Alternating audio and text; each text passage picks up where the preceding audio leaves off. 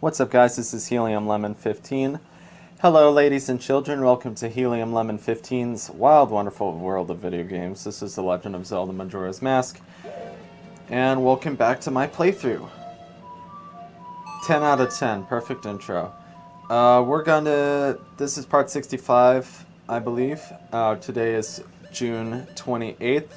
It's almost 2 in the afternoon.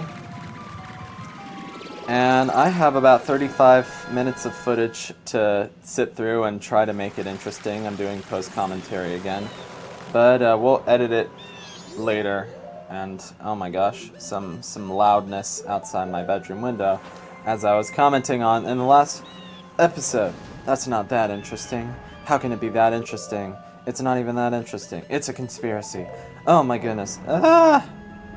Swimming through some water, palm trees. I had a dream about palm trees.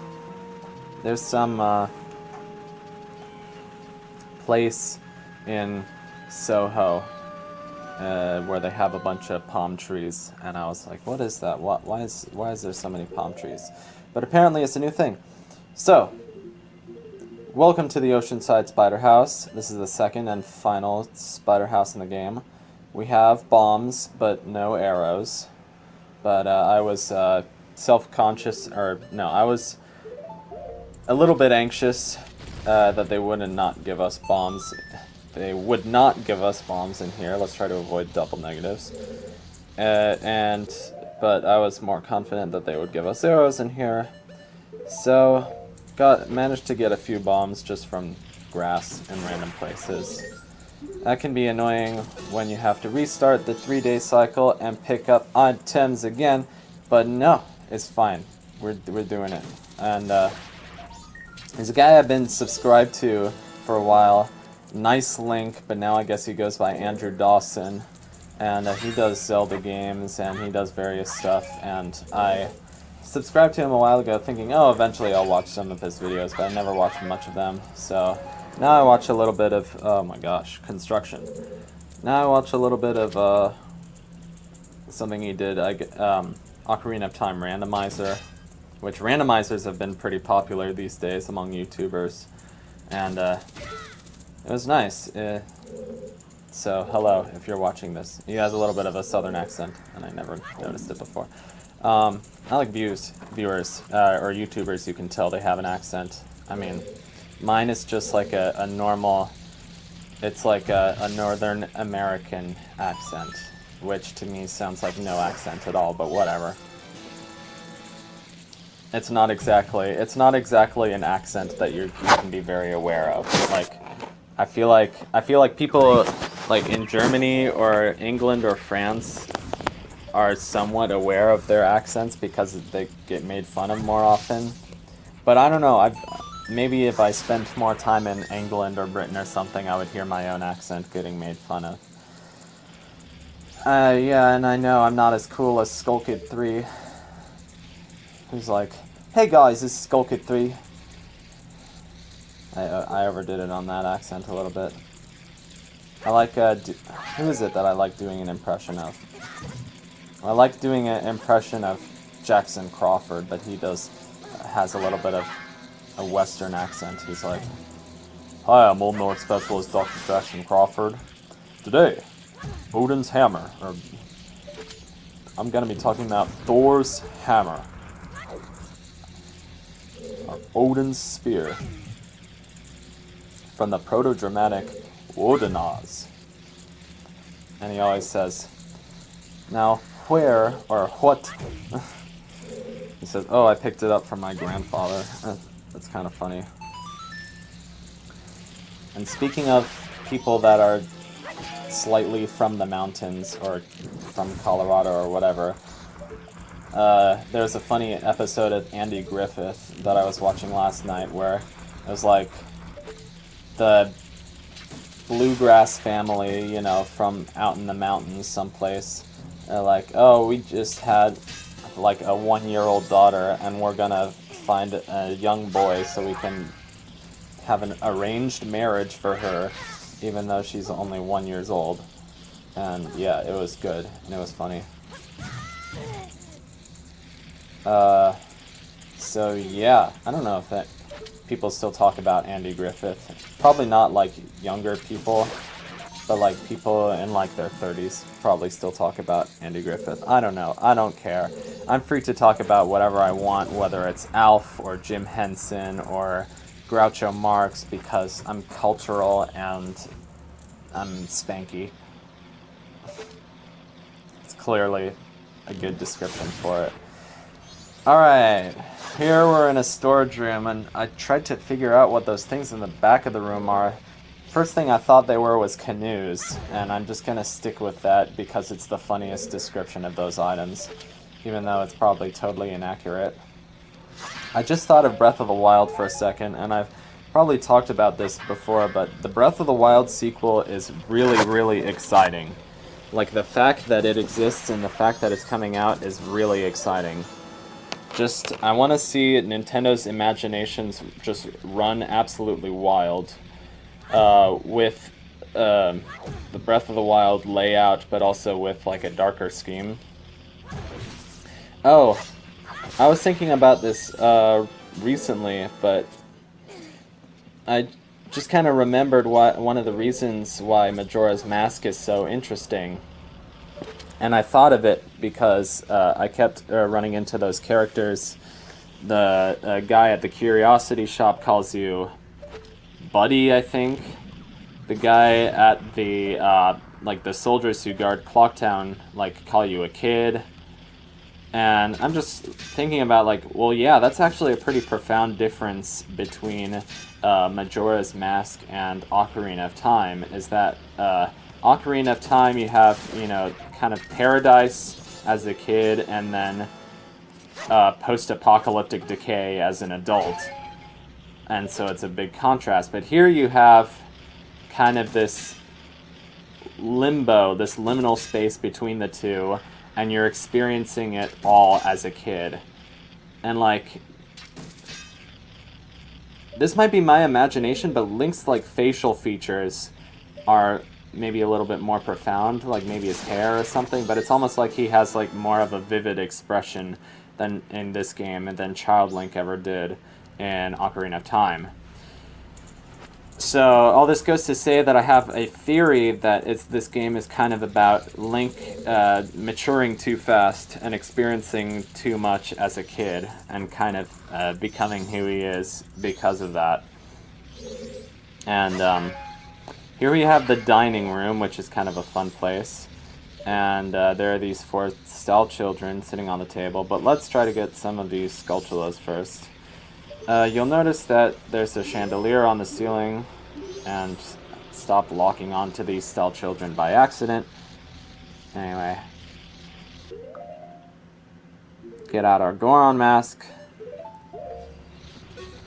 Also, I noticed that every time I open my start menu and flip through stuff, I'm always pretty slow. So I kept thinking to myself, how can I think like a speedrunner? I gotta think like a speedrunner. And there's Skulltula's number 12, number 13, and I can count. And I killed that guy by accident. And number 14. Alright, time to take a quick break and I'll get some water. 8 minutes and 53 seconds. Back in the dining room. How's everybody doing? Yes, I know it's still the middle of the episode.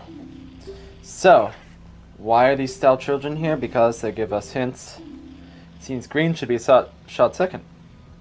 Okay. And here I had like an actual notepad on my computer, and I was actually typing it out. Green is second. Or no, I had like 1 red, 2 blue. No, I think the first one is blue. So it's blue, red, blue, yellow, green, red. Whatever. We'll know the whole sequence soon enough. I was wondering whether to flash my notepad on the screen every time I did something with it. But we can do that or we can't, depending on how I feel. Yellow is number 5. Write that down. 5 yellow. Yellow number 5. 5 yellow. So red is number 4. Green is number 2, I think he said. And we get the Nintendo 64 logo again. Great, just great. The Wii Virtual Console games all do that. They have like the little Nintendo 64 logo. I'm not sure why. The other...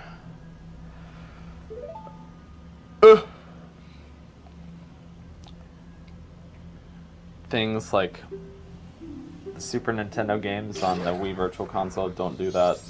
Also, these guys are kind of just like committing suicide. It's like, yeah, what are you doing? Yellow is 3rd. I don't know. It's all supposed to be like supernatural and spooky, like Twin Peaks. Except no, it's not really Twin Peaks. It's more like kind of like an ancient like Chinese or Indian folktale or something. I don't know. The way it deals with the dead. I don't know. Those folktales are always cool. Like, when they talk about the dead. And they made me think of Xenoblade for some reason. Where they're like, oh, I thought that was just a folktale. And I see that guy. Oh my gosh, this whole time I had to watch on my computer instead of on the TV. Because this is so dark, and when I use a splitter cable, it makes the TV look pretty dark, but the computer looks pretty normal. And I just had to watch it on the computer to be able to even see this stuff. Also just made me test how good my eyes are, and this whole time I was trying to be like a ninja, relying on my powers of hearing and sight. Like if I could hear the scratching somewhere, I knew it was there, and if I could look on the ceiling and see like a little body wiggling up and down, then I knew it was there. I don't know, it made me feel kind of like a spy or something, and it was a cool feeling. It's like a giant creepy scavenger hunt, and this is kind of fun. But now I have to try to make it entertaining. Because I had to look at a walkthrough for a while. So I wonder what doing a speedrun of Majora's Mask would look like, because I'm really curious to watch what like a speedrun route, because now I'm getting more familiar with thinking about, oh, what's a speedrun route? How do you actually plan out a speedrun? And how do you do it for something like a Zelda game? Well, now you have the advantage of looking on the internet and studying speedruns, but you still gotta figure out how to do all the tricks for yourself. Heh, speedrun tactic. But it really takes just like hours and hours of just playing the game on your own and seeing if you can just be stupid. And I feel like most speedruns were just discovered that way by people just like being stupid and doing experiments on their console. And I thought I had time slowed down, but it turns out I didn't. Because when I started this recording session, I got my sword stolen in Hyrule Field, or Termina Field, excuse me. And I was like, yeah, no, let's just start over. And then when I started the 3-day cycle again, I was like, I just completely forgot to set the time to slower.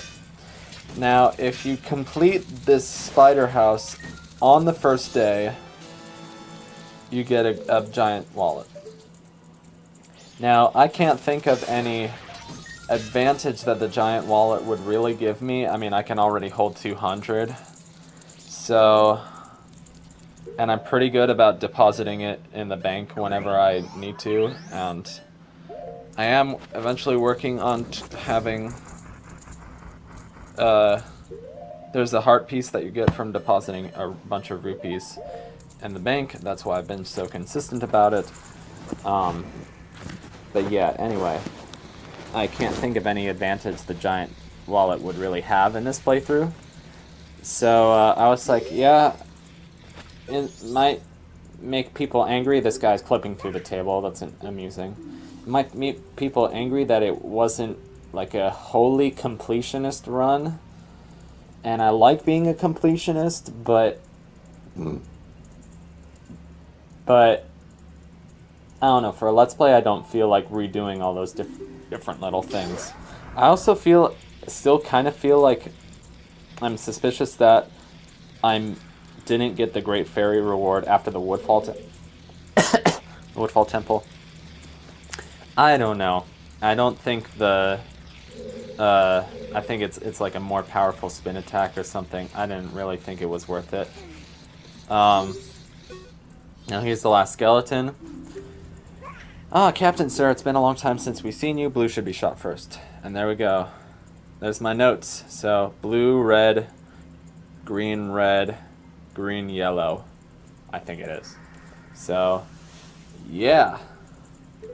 Have I fulfilled my duties? Goodbye. Goodbye, brave soldier. I shall see you in the afterlife.